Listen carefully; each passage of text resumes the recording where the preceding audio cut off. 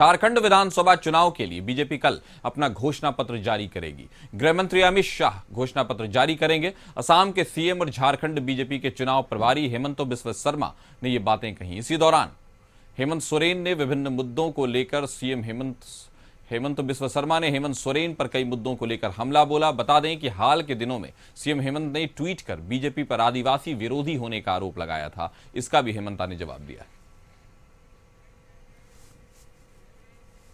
BJP का पास पहला issue है गोगो दीदी, दूसरा इशू है 2,87,000 नौकरी, तीसरा इशू है 21 लाख माताओं को मकान, चौथा इशू है हमारे जो घुसपैठी झारखंड में घुसा हुआ है उनको बाहर निकालना, चौथा इशू है माताओं को गैस सिलेंडर 500 रुपया में देना, साल में 2 गैस सिलेंडर मुफ्त में देना, और बाकी तमाम जो इशू है कल आदरणीय गृह मंत्री जी हमारे मैनिफेस्टो रिलीज करेगा, आपको पता चल ही जाएगा।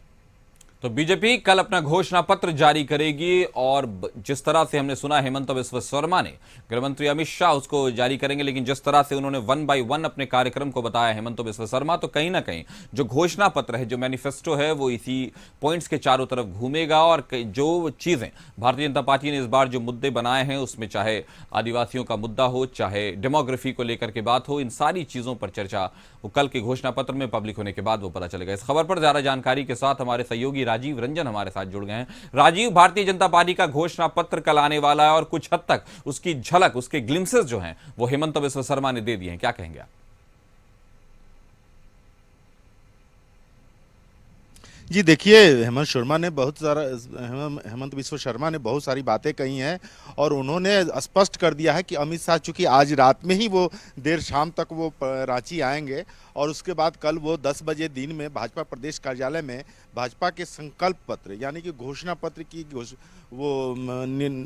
लोकार्पण करेंगे और आम जनता को यह बताएंगे कि भाजपा जो है इस बार के झारखंड चुनाव में अपने इन मुद्दों पर चुनाव लड़ेगी और सरकार बनने पर सारे जो मुद्दे उन्होंने गिनाए हैं उस पर वो अमल करेंगे।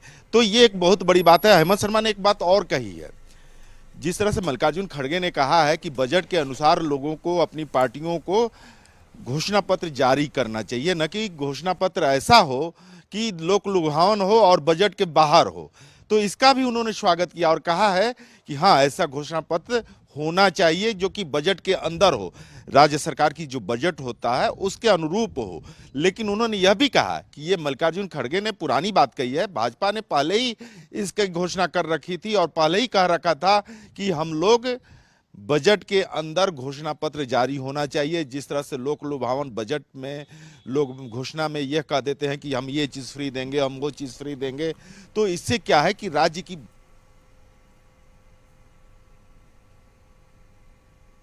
कमर कस चुकी है, झारखंड चुनाव को लेकर के कमर कस चुकी है। और इसका एक उदाहरण है कि आज गौरव वल्लभ जो है राष्ट्रीय प्रवक्ता, उन्होंने प्रेस कॉन्फ्रेंस कर करके हेमंत सरकार पर हमला बोला है। वहीं आज देर शाम अमित शाह यहाँ आ रहे हैं और वो कल घोषणा पत्र का लोकार्पण करेंगे। उसके बाद उनकी 3 चुनावी रैली है, 3 तारीख को, 3 नवंबर को। वहीं 4 नवंबर को प्रधानमंत्री का कोल्हान यानी कि चाईबासा में और गढ़वा में चुनावी रैली है।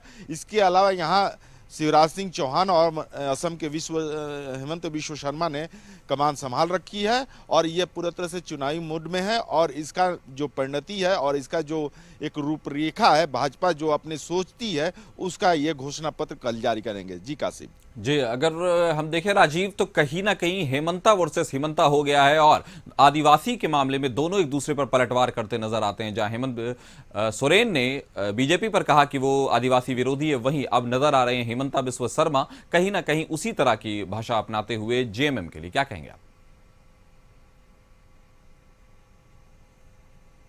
जी देखिए, हाँ, यहाँ पे दोनों हेमंत आमने सामने हैं।